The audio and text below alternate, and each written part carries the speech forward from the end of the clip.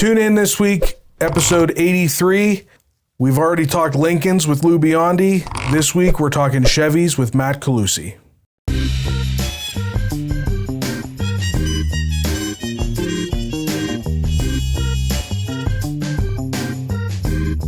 You're listening to Between Two Bridges, a business-to-business podcast.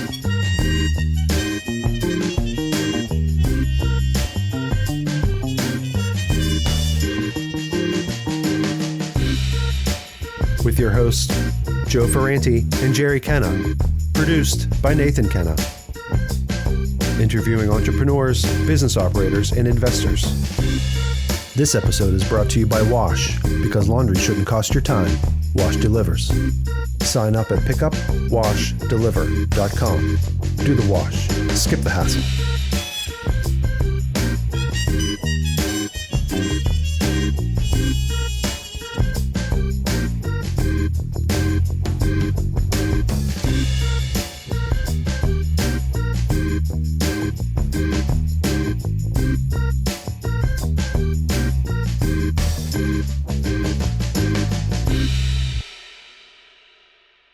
Hey everybody, we got episode 83 here. We're here with Matt Colussy from Colussy Chevrolet in Bridgeville.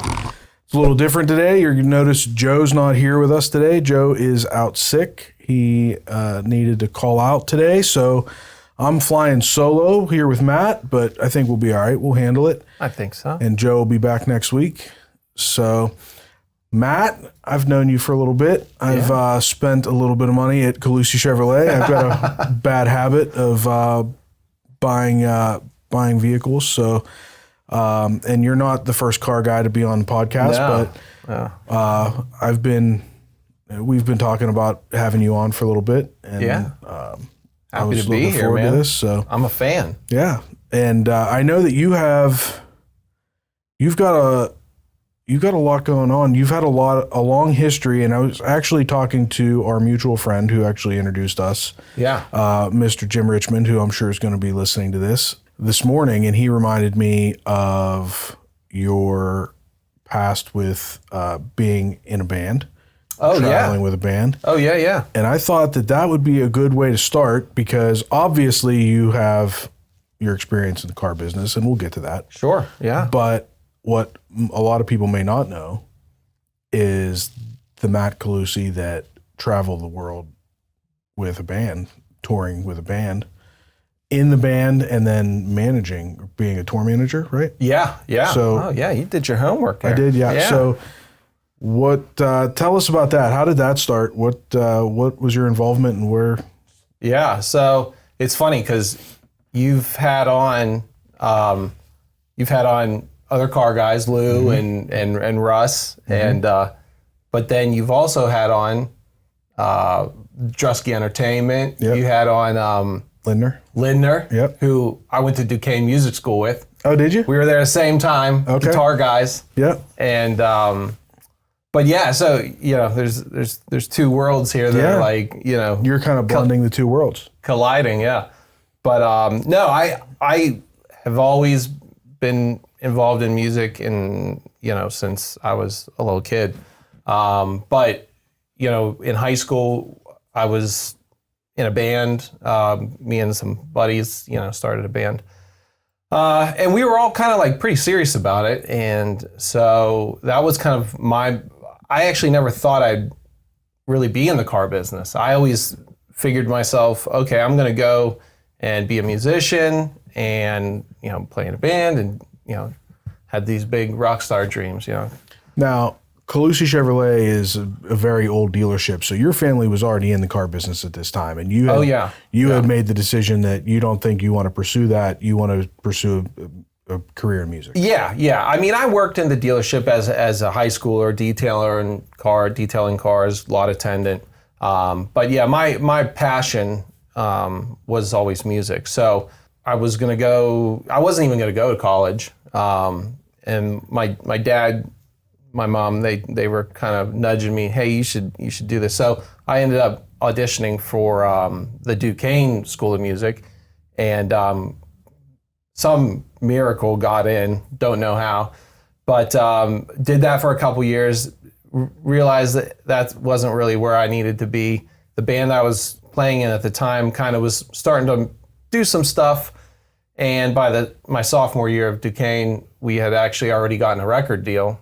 And I said, well, I'm in school for music, but I already got this deal and things were starting to move. So I said, I'll put that on the back burner and I'll go pursue this, the opportunities there. So did that, toured the country for a couple years with that band. And then as things go, that band breaks up but I was still into it. So I started a new band like immediately with one of the other guys that I was playing with at the time. And we kind of leveraged all our connections to kind of fast track this new group. And again, got another deal, some management, booking agent, and kind of just hit the ground running with that one. So again, did that, toured the country, opening up for, larger artists, and did that for a couple years. And then toward the end of that, things were starting to fall apart as they do. And I thought, you know what, I'd still want to be in music, but I'm on all these tours and I'm seeing all these guys that are part of the crew of these larger bands, and they're the ones that were making all the money, and so I'm thinking, I think I could do these jobs, and I was kind of doing the tour management side of things for my own band. We weren't big enough to have a full crew. We might have one or two guys help sell the merchandise and load the equipment, but a lot of the business end of things, the logistics end of things, I was handling, as a band member. So I said, I'm going to try that. And I had an opportunity to go tour manage a band called All Time Low. And All Time Low at the time was a pop punk band. They were, starting to get bigger and doing some headlining club tours and things like that. So went on board with them and did that for 5 years and kind of went through a couple record cycles with them. Got to tour the world doing that, opening for, the band was opening for, some really large artists, Blink-182s and the Green Days of the world. And so it was an unbelievable opportunity. I loved most of my time there, but it was a really grueling, the burnout is real with that. They kept a very busy schedule, 6, 7, 8 months a year on the road, global artists. So, not just the US, we're in Europe or we're in Asia or South America. And it just was like, it's a grind. Yeah. So you're touring, you're opening for these really large acts. Mm-hmm. Do you have any stories from these large acts? Any of these crazy, any crazy stories? Spending time with these guys? I probably do. But probably not anything you want to talk about. There was just, it was such, I was in my mid-20s at the time. It's such a whirlwind because, I had been a touring musician for 5 years at the time, prior to that. So, I had been in that world, but then kind of going into this next tier of it was just like. How did you get connected to All Time Low? Did you open for them when you were a band? My first band, we toured together when we were both really young artists, and All Time Low had just signed a deal, and we had just signed a deal, and we both kind of had records out at the same time, and so we were doing, I think we did like a 2-week East Coast tour or something, but we kind of hit it off really well, and so we always kind of kept in contact. And then my second band that I was playing in, we shared a manager. Okay. So my manager was also their manager. So that when my time with that band was over, I was talking to my manager. I said, hey, I'm thinking about, scrapping this and just getting into the business side. And he said, well, these guys, they need someone. And I think you obviously know him. I can kind of recommend you for it. And So he did, and they were super receptive to it. So, so that was really, it was just a relationship, but it was great. It worked out really well. They're still, some of my closest friends. So we've kind of maintained that friendship over the last 20 years, basically. So you were in your 20s. Was that before the family? Yeah. So that was before the family, and that was kind of I got married in 2012, and we got married, my wife and I, and we bought a house immediately. Were you still traveling? I was still traveling in the band with the band at the time. So, responsibilities at home were starting to stack. It was like we got the house, we had the dog. My wife, she actually had started a small business. She has a vintage clothing store in the South Side. And so she had started that in 2011. So, we were kind of still bootstrapping that business, and being gone 8 months a year wasn't really. It's hard. It wasn't really working, Yeah. And then so if you're going to start a family, that makes right. it And this was challenging. before we had my son. So, but even without that, it was still a lot, to be gone that much. And we had just gotten married. It's like, I think our wedding was late May, and I was back on the road mid-June. We went on a week-long honeymoon, and I think had a week home to prep for another tour, and then that was it. I was out for the summer. So Yeah. it was, it was just, and you can really get burnt out easily, because it's just it's so much moving, and it's constant, and it's early mornings, it's late nights, it's different time zones, it's, so anyways, the end of 2012, I was kind of thinking, okay, I need to probably find a way to make money at home, Was it a hard decision to make, to decide to? It was, yeah. It was actually a really hard decision, but, I had done it long enough that you kind of start seeing the road dogs out there that are in their 40s. They've been doing it for decades.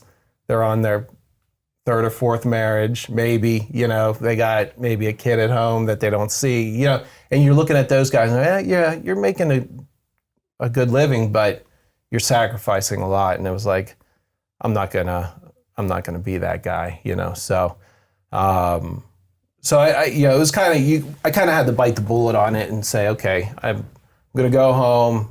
I'm going to probably take a pay cut, but, I can build, I'm still young enough, I can build something, thankfully, I was fortunate enough to have, a family business to get into. Mm-hmm. And so around the holidays, that end of 2012, I was talking to my dad, and I said, hey, I'm thinking about, making a move, and what do you think?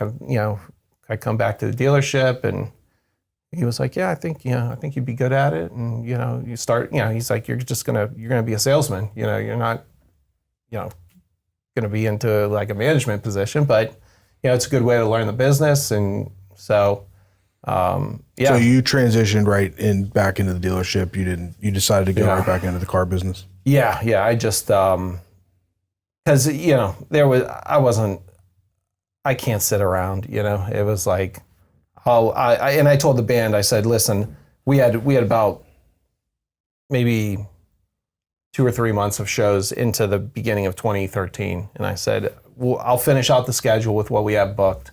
And then after that, I'm going to go back home. So, and they understood. They were great, again, like, still really, really close with those guys. But it was a hard decision, because that was basically, I had it in my mind that was going to be my career, and I really enjoyed the music industry, but I didn't want to move, and to get a at-home job, would require me to probably move to LA or Nashville. Nashville wasn't even really happening at that time. It was really like LA, and I just really wasn't wanting to move, My wife's family's from here. My whole family's from here. It's like, we're talking about starting a family. I'm like, I want to be close. Yeah. So, yeah. So it brought you back to Pittsburgh. That brought me back to Pittsburgh. Yeah. back to the family business, but they didn't give it to you. You had to start back at the beginning. Start as a salesman. Yeah, and that was 2012. And that was 2013. 2013. Yeah, the beginning, probably second quarter of 2013. So, okay. But that was great, and I mean, it was a good decision on my dad's part because there's a lot to learn in this business, and it's a very complicated business, and it changes a lot. Yeah. Yeah. We're going to talk about all the changes because I think we're probably on the cusp of some new changes coming. Yeah. Oh, absolutely. It's crazy. Yeah. So Colussy Chevrolet is it the oldest Chevy dealership? Yes. In the country? Yeah. Probably in the world, I guess. Probably, Chevy dealership. Yeah. Probably. Wouldn't be a Chevy dealership out of overseas that would be older, but okay. So Chevy dealership in the world. What year did Colussy Chevrolet start then? 1918 is our dealership. So we'll be 107. Well, we are 107 years this year. Okay. So, and it's the oldest still existing. Yes. Yeah. We were not the first. We're the longest family-run Chevy dealership in the country. Yeah. Yeah. And is it at the current location, or were you somewhere else first? No. So it was in Bridgeville still. Yep. Bridgeville has obviously grown, but the original building is still there. It's been bought and sold a few times, and I think now it's some kind of doggy daycare type building or something. But we moved to our current location in the mid 70s. I think 74, 75. Okay. Yeah, my grandfather was that was his kind of addition to the business, was moving it out there. So 1918. Mm-hmm. So was it your great grandfather? Yeah, it was my great grandfather. Great grandfather. So he was the story is that he was 17 when he signed the franchise agreement with Chevy, and he was underage. So actually, his father had to co-sign on the agreement, and his father had no interest in the business, no involvement. But in order to get the franchise, you had to be 18. Yeah. So, so he started it, 17 years old. Did he have an existing? Was he selling cars at the time and just wanted to get the franchise, or did he start out as a Chevy dealer right out of the gate? So his father. They had immigrated from Italy like early part of the 1900s, and his father was a stonemason, and they kind of had a contracting company that they were starting to do build some houses in Bridgeville, just whatever, basically, any kind of general contracting. But they at some point bought a truck for the business, early, like a 1913, 1914 truck. And my great grandfather was really mechanical, and so that's what sparked his interest in cars. Was he would work on that family truck for the business, and so then I think that was the spark. And prior to Chevrolet, there was a company called Elgin, and they had the Elgin. He had gotten the Elgin franchise, and that was like a kind of like just real quick. They had it, and it didn't last, but. So that was his first franchise. And then the opportunity for Chevy came along, and, but back then there was no car dealerships. It's like you got a franchise because you had a general store or a feed store, or you were a contractor or something. It was like, hey, here's you could sell a couple cars a year out of your whatever business you have. Yeah. Here's you're legally allowed to do that. But it wasn't until the 20s really that really became like an actual dealership. Okay. So, which, it's probably like, they wanted to prove the concept first, before they went all in. But, and then obviously, 1918 was probably like, in this area, probably kind of the turning point for a lot of people, where that transition's happening. Yeah. And then by, the early 20s, it was pretty established, more manufacturers, more product, so that's when People started buying cars. Yeah. Yeah. Yeah. So it's been in your family since your great-grandfather. Mm-hmm. So long time running. Mm-hmm. And you said you moved to the current location in the 70s. Right. We had and I had mentioned this to you in a text message earlier. I'm not sure if you, but we had a gentleman, Ray Timmons, on a couple weeks ago. Yeah. And he told us a story about he's friends with the State Farm agent. Yeah. to you. Jim McNema. Yep. Yeah. And I don't remember if we talked about it on the air or off the air, but he told us a story about how the Colussys were renting the land off of that family. Yeah. And that you recently bought the land. But that I guess there's still land that family owns and like that. So that was interesting because we had mentioned that you were coming on the podcast, and he said, "Oh, I know the State Farm agent. I know the guy that used to own that land." And he told us a little bit about that story. It was interesting to hear about that piece of history. Yeah, they still, the family still, actually, there's 2 houses out back of the dealership, and they have about, I think, 6 acres or something still. But they still live there. Yeah. And Jim, his son, who's a State Farm agent, has the office. We have an office building next to the dealership that he runs his insurance agency out of. So, Right. Yeah.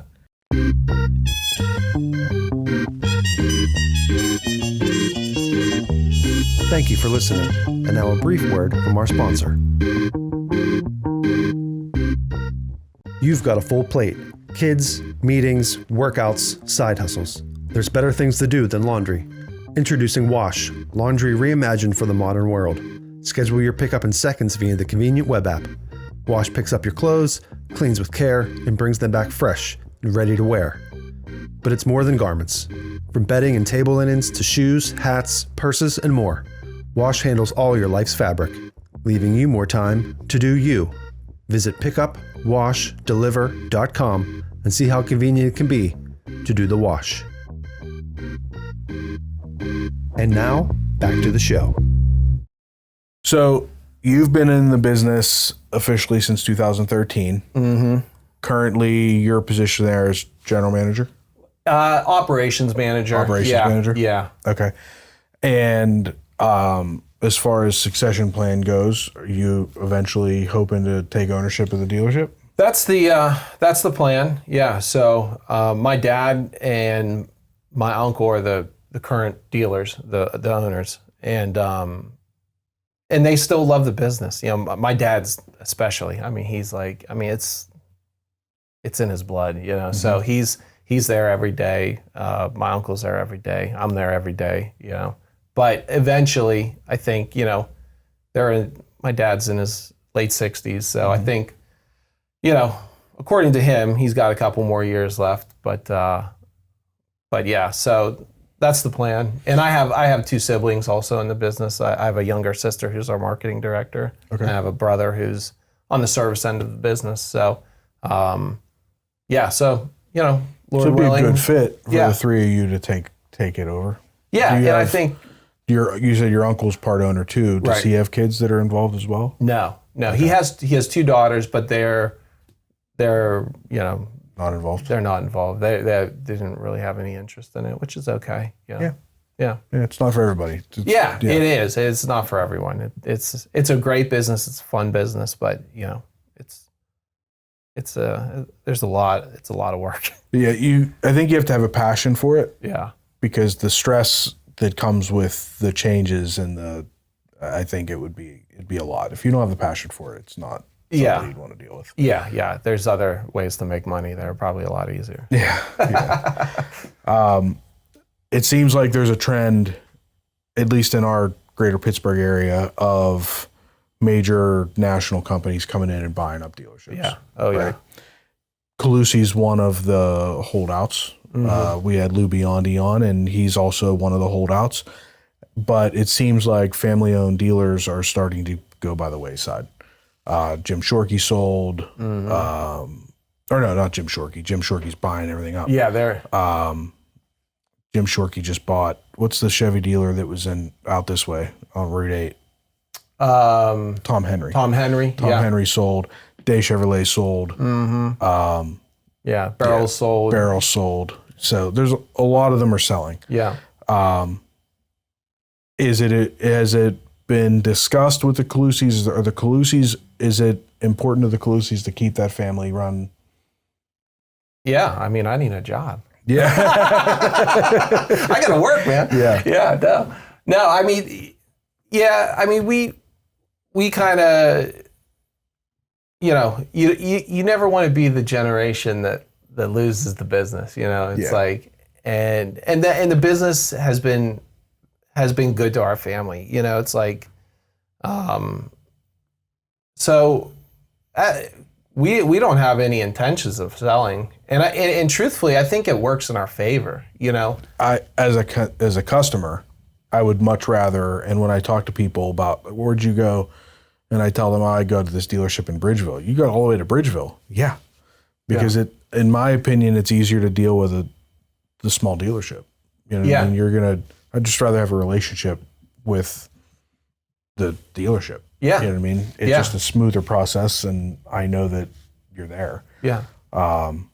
Yeah, we feel that way too. I mean, we sell, being in Bridgeville and being in business for as long as we have, we sell generations of families, so it's like, and you get to know these people, I mean, we know a lot of our customers, if not, well, I mean, I don't know everyone by name, but you recognize faces, you see these people, you talk to them, you see them out in the community, it's like, so yeah, I mean, we feel like we're providing a service that, you're not going to get everywhere, Right. I mean, you got myself, my father, my uncle, my brother, my sister, they're all in the store every day, so it's like, if there's a problem, you're going to talk to someone with their name on the sign, and I don't know. I mean, if I was shopping somewhere, that's who I'd want to talk to. Yeah, and it's the same thing we talked about with Lou, and that was almost exactly what he said. When there's an issue, he's gonna handle it because his name's on the sign. Right. I mean, people don't realize you can work somewhere, and then you punch out, and you go and do whatever you want. Right. You're like this anonymous person, operating in the world. But if not to put too much on it, but like, if we do bad by someone, I'm still Matt Colussy, and there's an association, Oh, yeah.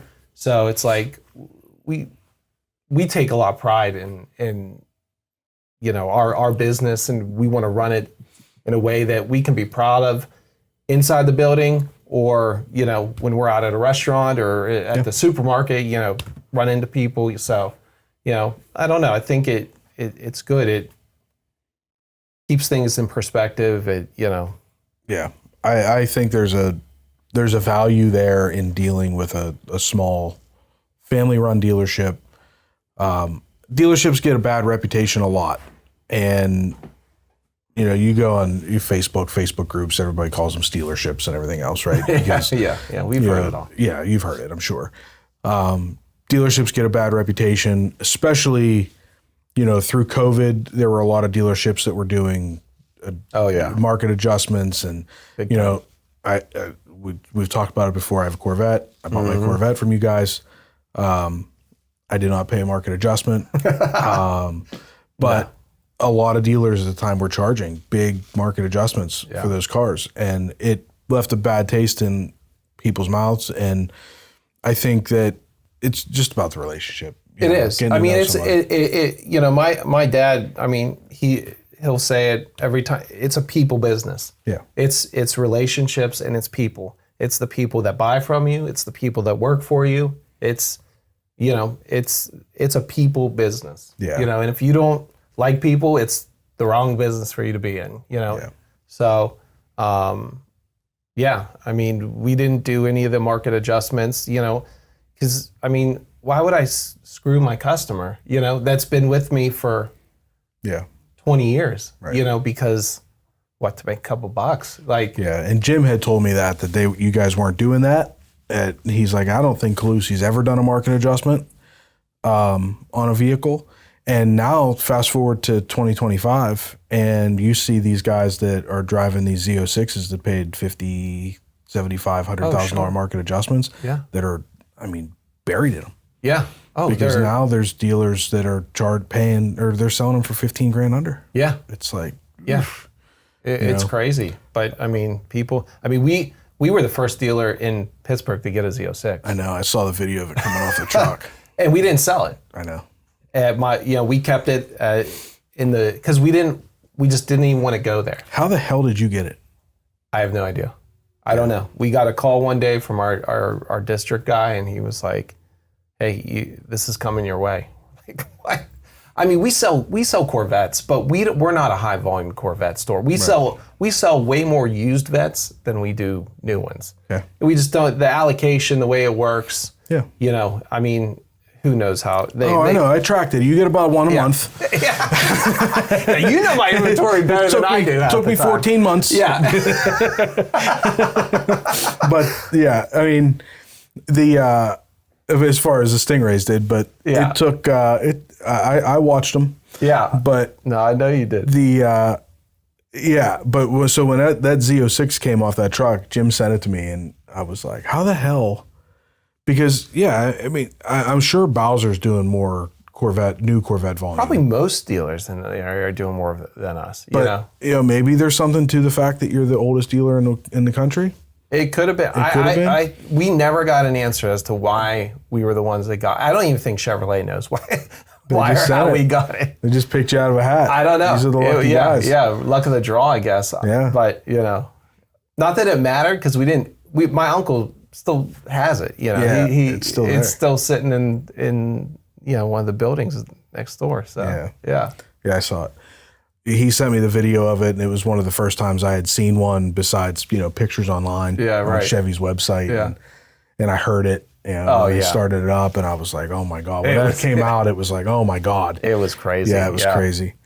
But the world has been crazy, and we saw the automotive business through COVID where you couldn't get a car, and everybody was charging market adjustments or MSRP, and nobody was dealing, and things have changed. Mm-hmm. Things have changed a lot, especially I guess in the higher end stuff. Mm-hmm. Where what was the biggest driving factor in that? Was it, I've had people ask me a lot, as a Corvette owner, about the value of mine, and mine's dropped a lot in value, and I didn't. They buy all it. have. Yeah, they all have. But that's just I didn't the market. buy it as an investment. Right. It is what it is. Right. I bought it to. Well, and you drive hold on yours to it. too. I do. I put some miles on it. I heard about the trip you just took. Yeah, Jim told me that I probably have more miles on mine than 99% of the Corvettes that he's ever taken on trade. Yeah. And it's a year old. But good for you, man. Yeah, I bought it to drive it. You know what? We have a guy who he was in today, and his name's Lou Viglione, and he's like this 93-year-old guy, and he has a 23 Stingray that he every day. It's his everyday driver. He drives it in the winter. He drives it. Really?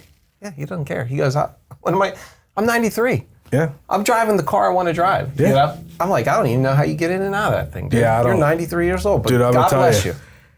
On the way down to Florida, the last time I stopped for fuel, which was probably 13 hours into the drive, I had to roll out of that car. Oh, Because I'm like, these seats after 13 and a half hours, dude, you're sitting like that. I felt like I was 93. Yeah, I bet you did. That was right around the time I thought, I think I'm splitting the ride home into 2 days. Yeah. Because this sucks. Yeah. No, the car ran great. Oh, yeah. And then the best part about that car is that when you're driving, doing some spirited driving, it's a monster. Oh, and it's so fun. But when you're driving down the highway at 75 miles an hour, it feels like you're driving an Impala. Yeah. It's just so smooth and quiet and comfortable. It just does what it needs to do. But you can also go around a windy, highway mountain road doing 85 miles an hour and never have to worry, like, can I make this turn? because it can. That Probably another 40 mile an hour, it'll still Yeah. make that turn.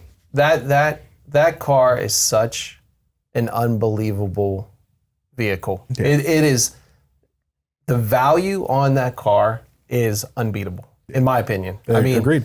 It can compete with the foreign stuff, and price tag is half. Yeah. And I mean, I've done a couple. Every time they redesign, they send, you guys send a representative out to.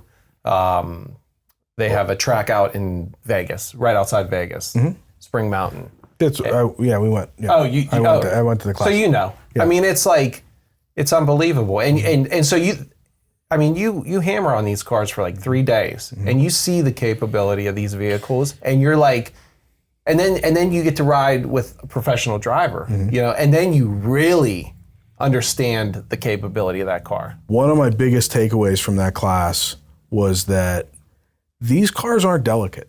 No, Like, you can hammer this them. car, yeah, and you're not going to break it. no, And meanwhile, you go on a Facebook group and everybody talks about, you got to be careful because you're going to blow the transmission and you're going to blow this up and you can't, Yeah. you got to let it warm up and you got to do this. No, you don't. no, Get in the car and drive that motherfucker as hard as you want. yeah. Because they're good. It's built for it. It's unbelievable. It's engineered for it. It's built for it. I mean, we were out at that Spring Mountain. I mean, you're on that lap with those pro drivers. I mean, they're diving into turns at 100 miles an hour. Oh yeah. 90-degree turns. I mean, and they were joking with it. They're like, try to flip it. Try. You're not gonna. You're not going to. Try to get it off the track. I mean, unless you intentionally aim the car off the track, it's not going off the track. Yeah. Like, if you do what they tell you to do, Right. you're good. Yeah. When I did it, and when I first I started it, and I was really impressed with how they layered the information in those 2 days, and you started to get more and more comfortable when you could get faster, and you could be like, okay, I understand. And as I was doing the track sessions, the first part of it was when they first introduced it, they explained to you, like, we're going to go out for a track session, it's 15 minutes. And I'm like, 15 minutes? Yeah. What am I paying for? What the fuck, 15 minutes? Like, I'm only going to be out there for 15 minutes at a time? But after 15 minutes, you're like, okay, I need a break. Yeah. Because anybody that looks at a race car driver and thinks this isn't an athlete, Oh my gosh. you need to take a driving class, Yeah, because absolutely. what you put your body through going through those tracks, the G's, the mental, the physical, it's a lot. 15 minutes on a track going as hard as you can is a lot. So Yeah, think about these IndyCar drivers, like the 500 that last weekend. Yeah, it's a lot. Dude, these guys, I don't even know how they survive. Right. And you're talking about extreme temperatures. Yeah. And I was driving a 3LT Stingray that had air-conditioned seats. Yeah, right. Okay, suede steering wheel, air-conditioned seats. So, they're sitting in a box. Right? So, but how they layered the information, you start to get more comfortable. And the one thing I was concerned about was that ride along. So I get motion sick. And every time I went out and I was driving, by the time I came in, I was just on the brink of throwing up.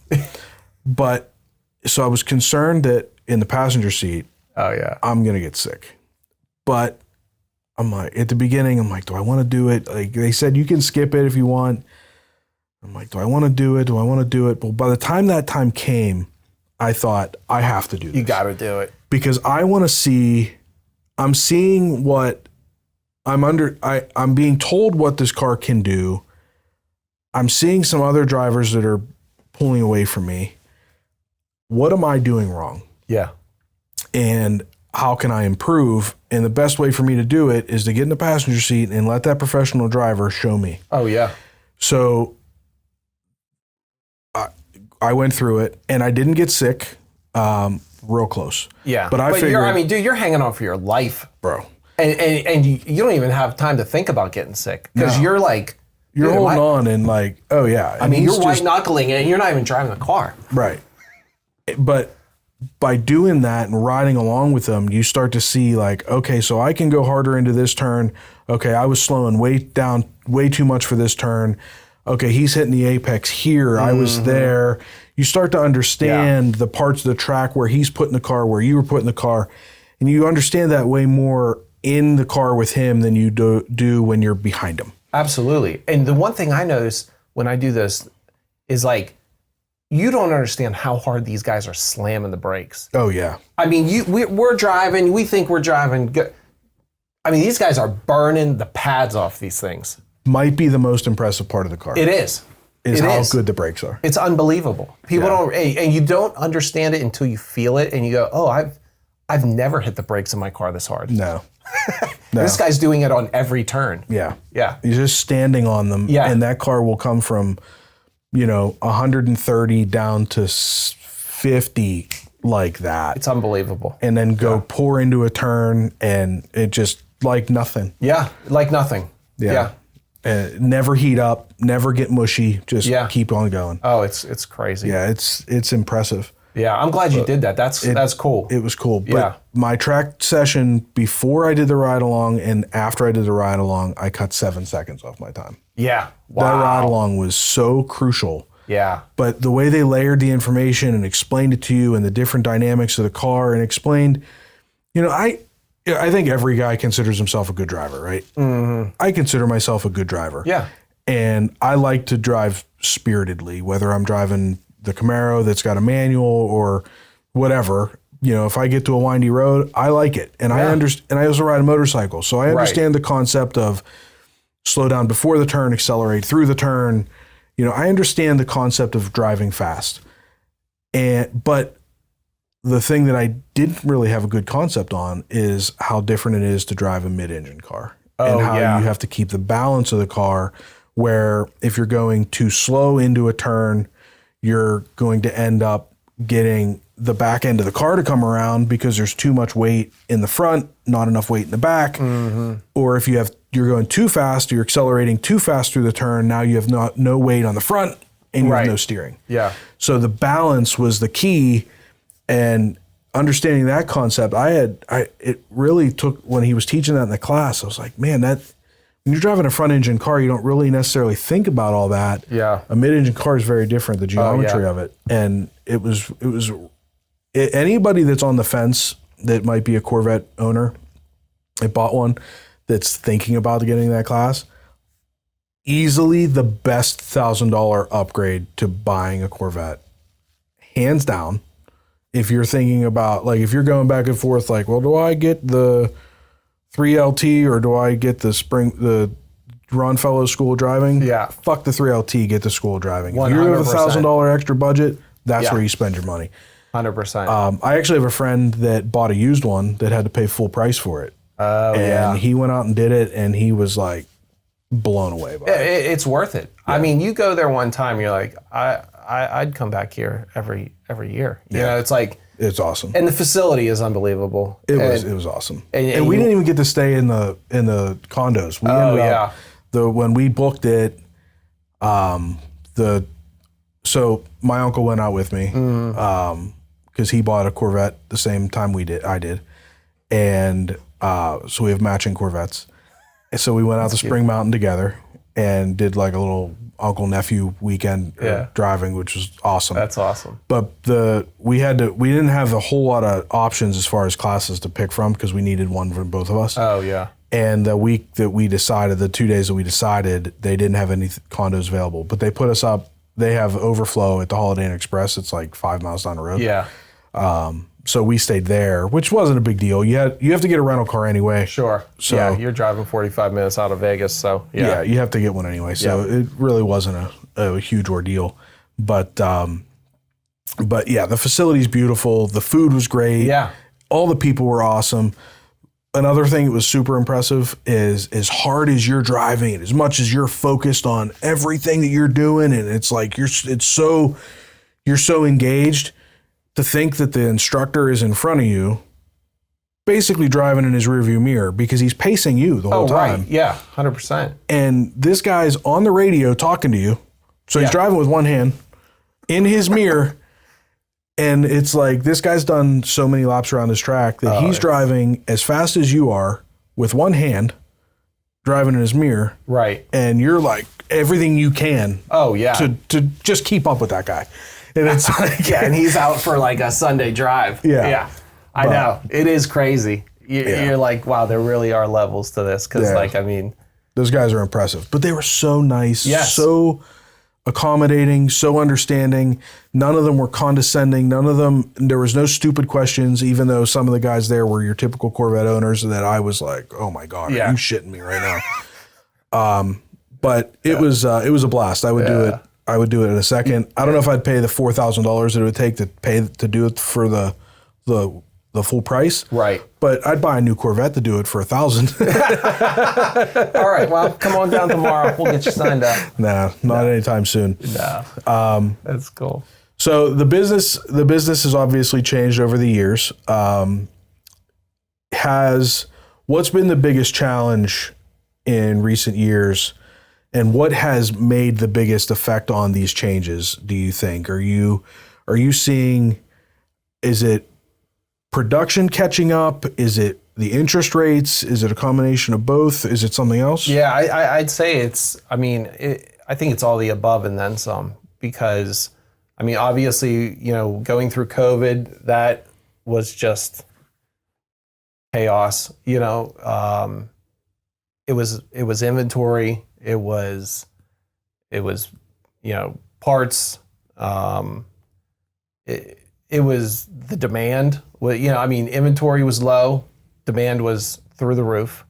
And now, and then we started kind of leveling out, but then we got the interest rates. And so, it's always, and then it's the manufacturer. It's not even just the manufacturer. It's just the sentiment, of the EV push, which is now not being pushed as much, so it's just trying to stay on your toes and being able to be really adaptable, really quickly.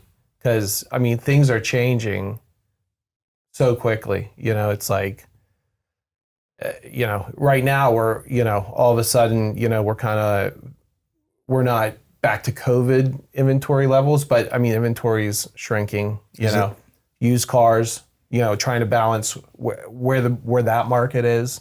Cause that, so it's just, it's all of it, at least on the sales side of things, service end of things, the biggest thing is parts and availability and trying to, manage recalls, manage, all of that. But it changes. It seems like, my first, when I was selling cars, for the first 5 years, it was pretty steady. There wasn't big, the business was, it was kind of the same year to year, but since 2020, it's been, I don't think we ever really fully stabilized from that. It's been just like, dealing with the aftershock of all that, because it just changed. So it changed buying habits for customers. It changed, changed everything. Yeah. So it really, now it's just trying to be as adaptable and quick on your feet as you can. Yeah. And I think that's going to be the mantra for the entire automotive industry in the future here. You touched on two things that I want to expand on, so hopefully I remember the second one, because we're going to start with one. So EVs have been a huge push, first on the last administration, but also from General Motors. Mm-hmm. That administration is gone. The current administration has said that they're going to cut a lot of the tax credits for EVs. Have you heard, do you know, or are you aware of any change in strategy with General Motors on the EV push? Because I know the CEO, Mary Barra, was pushing pretty hard to go Oh, yeah. almost all EV. Yeah. I think they were pretty set on that. The market has kind of spoken on that, in my opinion. And it just seems like, you know, obviously it's political, you know, and it's, you know, the current administration is not, you know, they're not anywhere near the last one in terms of that. So it seems like from the inside, I don't have any like, you know, inside scoop on it, but just this sentiment is, okay, we may have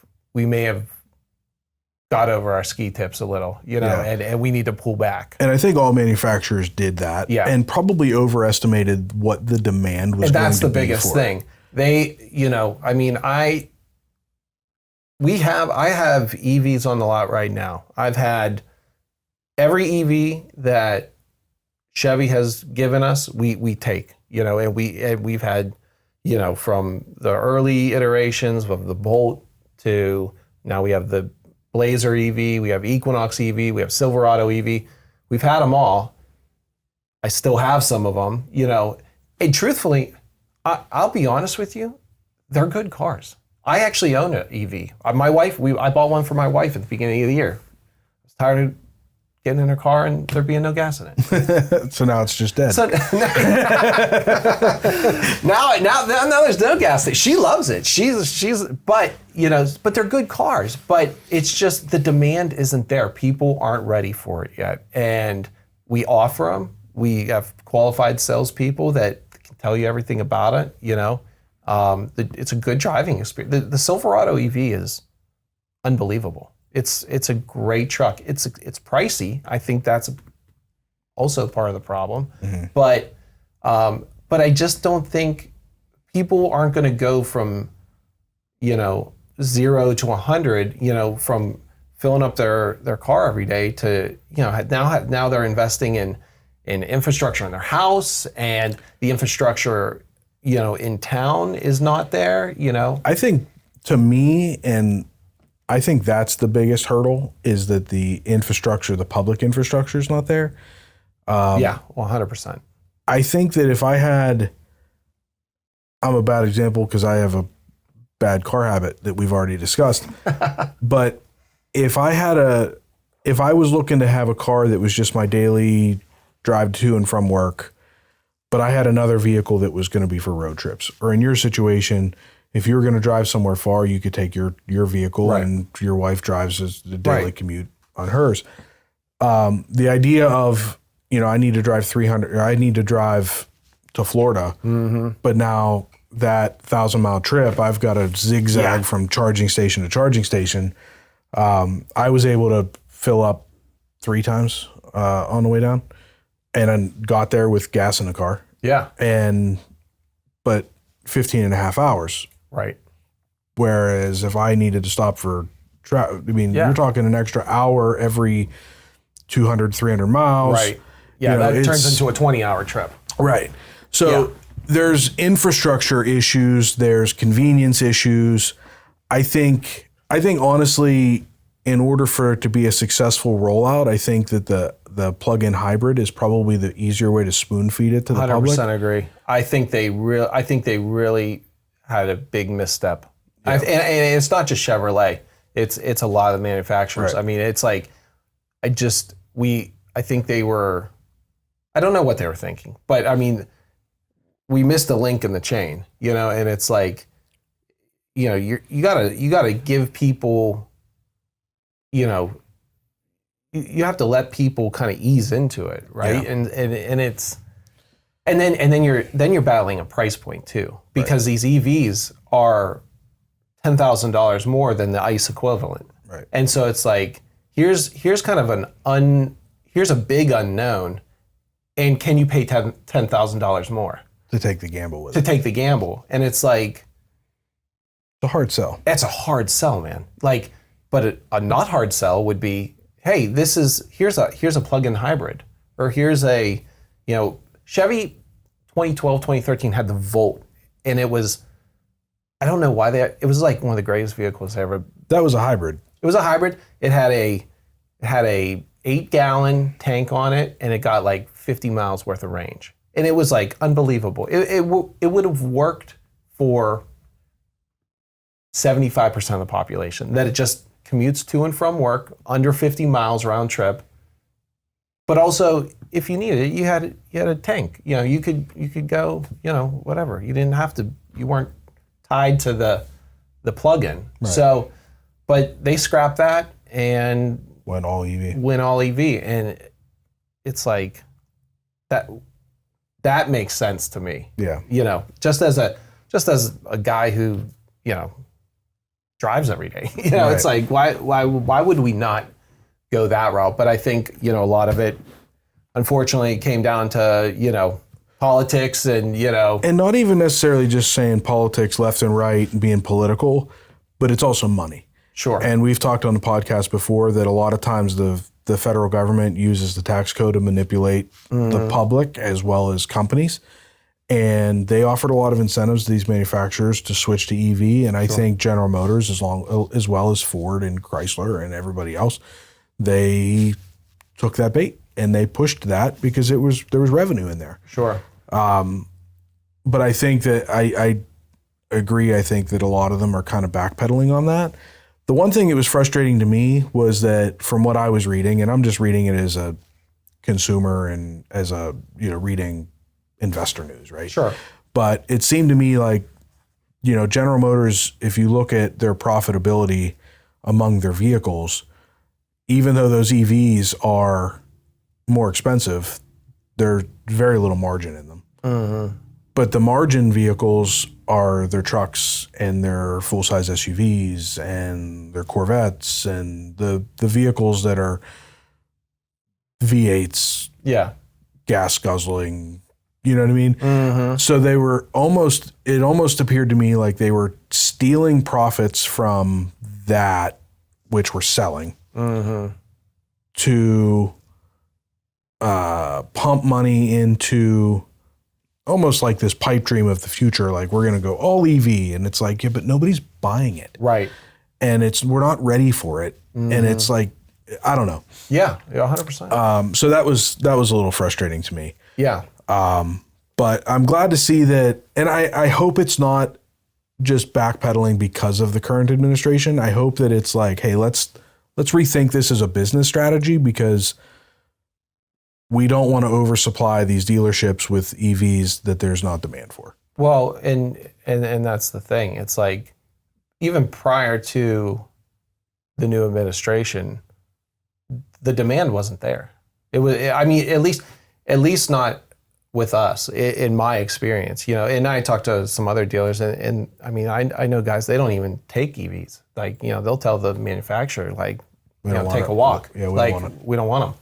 So, but the demand's not there for it yet. I mean, could it be? Yeah, but they need, you know, they need improved infrastructure. They need longer range. They need, there's 10 steps to get through before we get to the place where the demand picks up, you know. And the hardcore people, in my opinion, that they're buying Teslas. Yeah. Because truthfully, I mean, they have that market on lock, you know.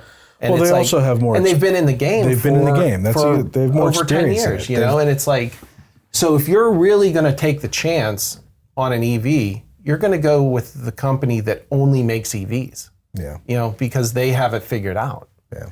And so I don't know. I feel it from the manufacturer side of things. It's soft. Their stance on it is softening. I'm seeing some news.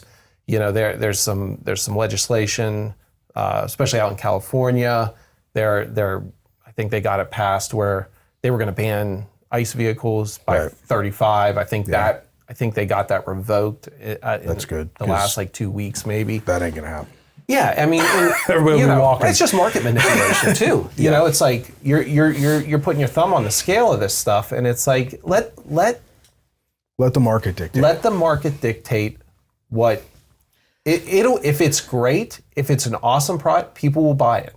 I agree with you. I have no problem with people buying them, and I may want to buy one someday. Right. I don't want to be forced to. But no one wants to be told with anything, buying a car, buying anything, what you're allowed to buy and what you're not allowed to buy. That's just common sense. Yeah. You know, and hopefully common sense prevails in this regard. And I mean, production we're seeing a lot of slowdown in production on that stuff. I think, they're kind of, and I've heard, this is just sheer rumor. There's no, I haven't heard anything officially, but I hear that there's a lot of, they're back to the drawing board with some kind of plug-in hybrid that they're going to introduce. And so, which makes sense. Yeah. Do that. Yeah. Let's start there till the infrastructure catches up. Right. Let's walk before we run. Yeah. You had mentioned managing recalls. So as a dealership, we just had a big one. General Motors just had a big one. Oh, yeah. And dealerships aren't just about selling cars. Their service department is a huge aspect of it, which we talked about on with Lou Biondi.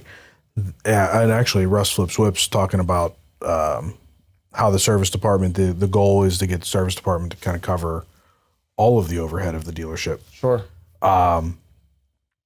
So the service department's a big part of it. Those recalls. So for anybody that doesn't know, and probably most people don't unless you have one, General Motors just had a recall of, 600,000 vehicles, something in that ballpark? That sounds right, yeah. Anything from 2021 to 24 in a 6.2 liter V8. Yeah. Not the Corvettes or Camaros. Right. But Tahoe, Suburban, Silverado, Sierra, Yukon. Yeah. The GMCs. GMC product line too, yeah. And Cadillac. Yep. So that's a big recall. That motor is used a lot. Great motor. I've owned 2 of them. Yeah. It was in your AT4, wasn't it? Yeah, it was in my AT4, and it was also, I had an 18 Denali that had one. Yeah. Pre-recall. Yeah. But did you have problems with your GMC? No, anything? I didn't have any problems at all. And actually, I was talking to I know the guy that bought that truck. Oh yeah. Remember? Oh yeah, that's right. Yeah. So I actually, when I found out about it, I told him, I'm like, hey, you better call, because I would be, if I found out that motor blew up, I would be devastated. Yeah. So, so I called him and I'm like, hey, you better do something. Like, I know that truck ran great. It's probably fine, but just to be aware, this recall's out there. Bases, So he just called me a couple days ago.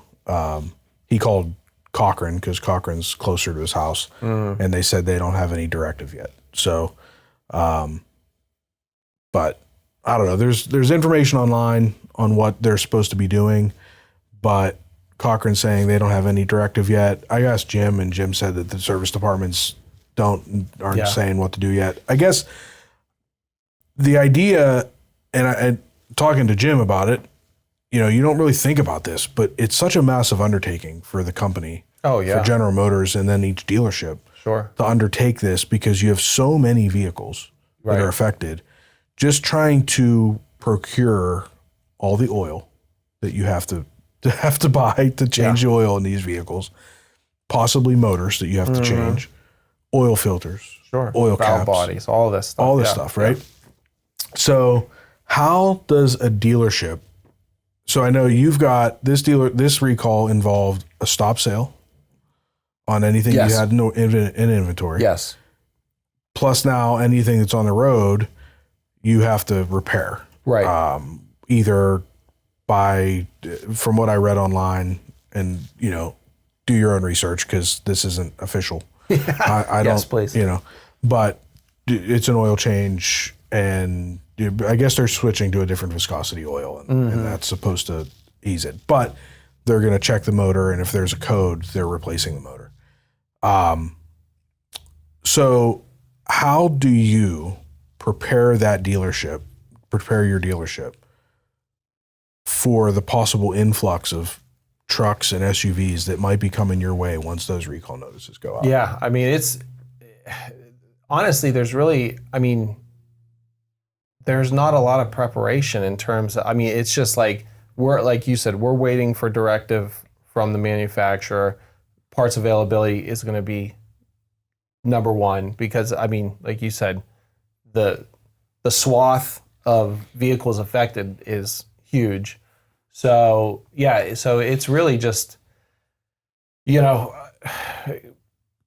waiting and then making sure I mean, we have a good stable of guys down in the service department who we have a lot of just really A+ guys, and making sure they're read up on what needs done, making sure they're up on their training, because there's probably going to be some training involved to do this recall, to get it covered under warranty.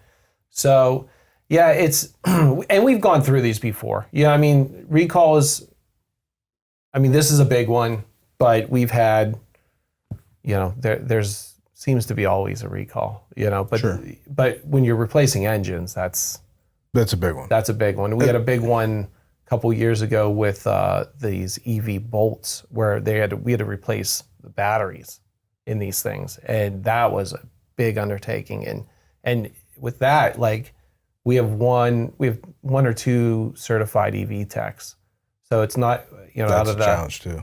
So you got like one guy basically that can do all these, and some dealerships don't even have them. They don't even have a tech that's certified in it. So now you're really funneling this huge number into like a handful of dealers. And we had to buy new equipment, forklifts, and this and that, and to get these batteries out of there. And so it's always an undertaking. It's always, but I mean, you just hope for clear communication with the customer. Hey, we're doing everything we can for you.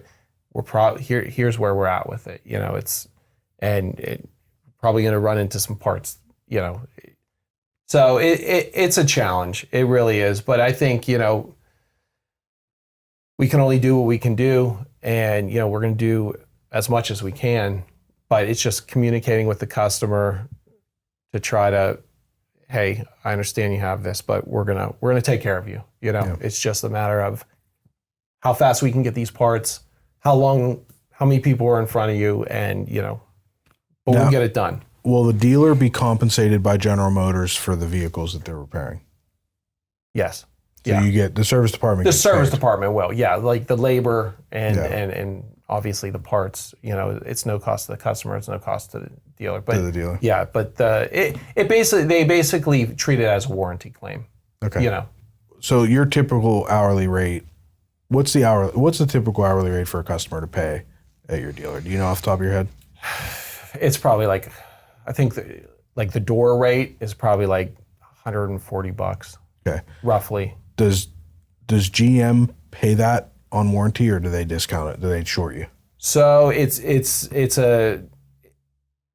Different. different dealer by dealer, and you have to go through hoops to get your warranty rate adjusted, and you need to do it probably every every year or so. You need to go back, review your warranty jobs, and you submit to GM, hey, listen, our warranty rate is this, and we're going to ask for this because, whatever reason. Our labor rates are higher, our costs are higher. Yeah, right. Inflation, whatever you want to, yeah. Mm-hmm. So it's a constant negotiation between the dealer and GM, or any manufacturer for that matter. But it's something that's, and dealers do it differently too. I just know the way that we do it, and it's like we do a study every year, and it's like we review everything. If it looks like we're under, then we submit to GM, hey, we need to be reimbursed this, and here's why. Yeah. So, but yeah, it's a constant. Yeah, and you can do the same thing on the parts too. So, yeah. But it's a process, and we usually, there's third-party companies out there that will come in and do the audit and do the study for you to help with it, because you got to go through hundreds and hundreds of repair orders to try to find that, to find out what really is going on. Sure. Yeah. Yeah, makes sense. Of everything that's going on with the new upcoming stuff with General Motors, Chevrolet, what's the most exciting thing that you see coming through? What are you most excited about? That's a good question. I think Chevrolet's product lineup right now is actually really good. You know, I'm really happy with, you know, pretty much everything that we have. You know, everything looks good. Everything's been redesigned within the last couple years. So everything from our entry level tracks to, you know, the 3/4 ton diesel, you know, high countries, you know, I mean, everything is like really, you know, really making a good appearance. So just the general product lineup, I think can stand tall against pretty much anything out there. So that makes our job easier. You know, when you have a product that looks good, it's priced right, that's reliable, that's, you know, it makes our job a little bit easier. But yeah, I don't know. I like we were saying earlier, everything changes. You know, it's like just trying to be so adaptable, you know, and trying to just figure out how to navigate it, and you know. But yeah, I don't know. I'm excited for, you know, I'm excited for a lot of it, you know. But we're in the medium duty space too. We're a medium duty dealer, and I think there's going to be some big opportunities there as well. So what exactly is the medium duty? What size trucks are you talking about? So 4,500 to 6,500 trucks. And then we also have we call them low cab forwards. It's like the Isuzu, you know, trucks as well. So yeah, so that's there's a lot of opportunity there, I think, in that space. It's not overcrowded. There's only a handful, maybe 4 or 5 other dealers in the surrounding area that can even sell those vehicles. Yeah. So yeah, I know. I have a friend of mine that has I think this is only a 3,500 diesel dump, and he had a transmission issue, and it took 3 months. Yeah, to get serviced, and he ended up having he was pretty far north. He was up in Meadville when it started acting up, so it got towed to a Wexford dealer. Yeah, I'll just leave it at that. And it took about 3 months to get done. Because of parts, or because of just their workload that they had? Yeah. Yeah. By the time they looked at it, it was several weeks. And then at that point they had to get parts and then get back to it, and it was months. Yeah. And it, you know, it's his business. And that's a big problem. You know, I mean, we have a transmission tech. So we do a lot of transmission work, but there are some shops that don't even have a transmission tech, you know, because they're hard guys to find, and they're, you know, they're just, and the guys that are out there are busy and they're making money, and they don't, you know, they're not going to make a move. So we're fortunate we have a transmission tech. We also, because we're a medium duty dealer, we have a medium duty tech that can work on those big diesel engines. So, but we run into that a lot. I mean, we try not to, you know, have someone's truck, you know, especially a guy who's making his living with that truck, you know, it's tough.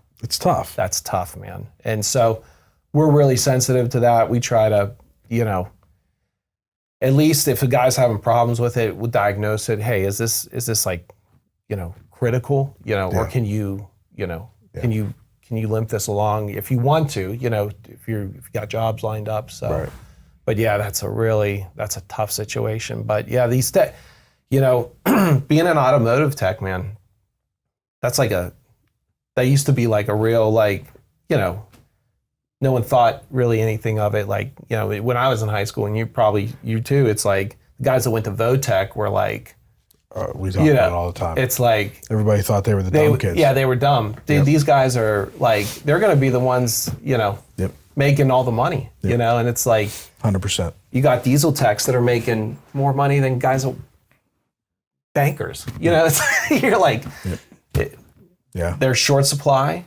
and it's, you know, they're. If you're, I mean, I have tax clients that are mechanics that are making well into the six figures. Yeah. If you're fast and you're good, Oh yeah. you can make serious money turning a wrench. Oh, absolutely.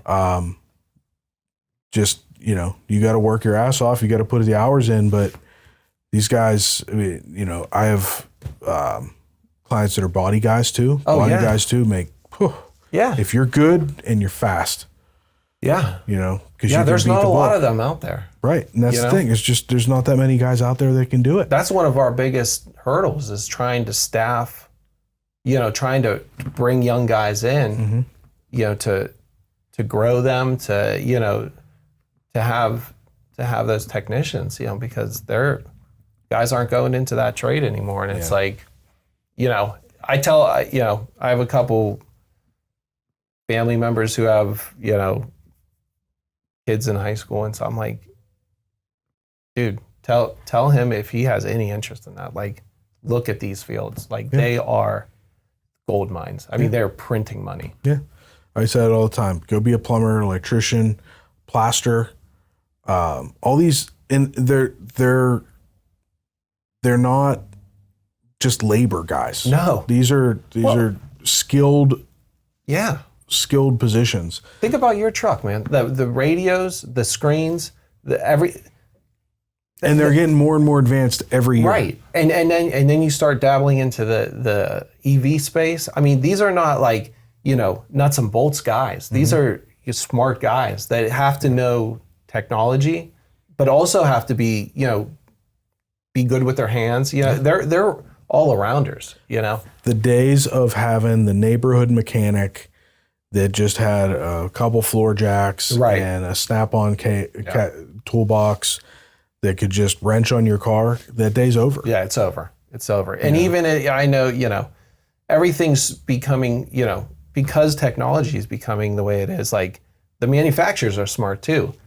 They lock down their stuff. And if you don't have certified, the tools or the software, you're not getting access to it. Right. Even if you go out and buy the, $3,000, $4,000, $5,000 scan machine, you're not getting into that car, So it's like, you're forced to take it to the dealership. Yeah. So if, and that's where those guys are going to be, and they're going to be there to make a lot of money off of it. So, yeah. So one thing and we can wrap up on this, one thing that I'm very excited about, and I don't think I'd ever buy one because it's a little bit above my tax bracket. And I don't think I would be able, because I drive my Corvette too much, and I don't think I'd get the enjoyment out of it that I get out of mine. I would definitely go to a Z06. Yeah. I think the ZR1 would be a little bit too much. It's an animal. It's a freak. But you have to give Chevrolet credit for the tech and the engineering that they put into that. 1,064 horsepower. It's insane. Yeah. Twin turbo. I mean, and I guess they just put them out for some press because they've been all over social media. Some press got to drive it last week. So you probably know more about it than I do. Oh, really? Yeah. You definitely, I can guarantee you know more about it than I do. They were at COTA, Circuit of America. Oh, yeah. I saw Cletus McFarland. Do you know Cletus McFarland on YouTube? No. He's a big YouTuber. Okay. He's a big automotive YouTuber. He got invited. Car and Driver was there, Road and Track, Motor Trend. So they've been posting stuff, all these reviews and stuff like that. Yeah. And they all got to drive them around the track. Oh, wow. And then a couple months ago, or a month or two ago, I guess, Chevrolet took it on a little tour of the country and hit I think 4 different tracks around the country and did test runs with it. Okay. And they, at all 4 tracks, set new records for production vehicles at every track. And at one track, they beat the McLaren Senna. Really? Yeah. Wow. Yeah, I mean. And it starts at $185,000. Right. That's what I mean. We were going back to the conference. It is the best value sports car, hands down. hands down. And it's like, that we get calls all the time at the dealership. Like, what, ZR1? Or I'm like, dude, you're calling the wrong place. Do you think you'll get one? I don't know. I didn't think we would get a Z06, and we got the first one. So I don't know. Maybe one just show up on the doorstep like it did the last time. I mean, don't call me and tell Jim not even to send me a text. No picture, no video, no nothing. I want to see it. I want to see it. In fact, one shows up, I'll probably make a trip to Bridgeville just to see it. I would hope so. Yeah, I want to see it in person, but I'm not buying it. I'm not a buyer for that. That ain't happening. That is above my tax bracket. I'm not spending that kind of money on it. But so be fun to look at though. Yeah, I do want to see one in person. I do too. I really want it. So hopefully, I don't know. Fingers crossed. Maybe we'll get one. I don't know. So. All right, Matt. This was awesome. Hey, man. This was great. I had a blast. Thanks for having me, man. Yeah, thanks for coming out. Yeah. All right, everybody. That's a wrap. Thanks. Thank you for listening to Between Two Bridges, a business-to-business podcast. Find and follow us on your preferred podcast streaming platform. Like and subscribe, and leave us a rating and review.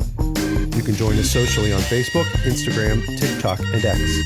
You can email the show at info@betweentwobridgespodcast.com. Until next time, make it till you rake it. I got to do an intro. Oh, man, this is so much pressure. Joe always does this.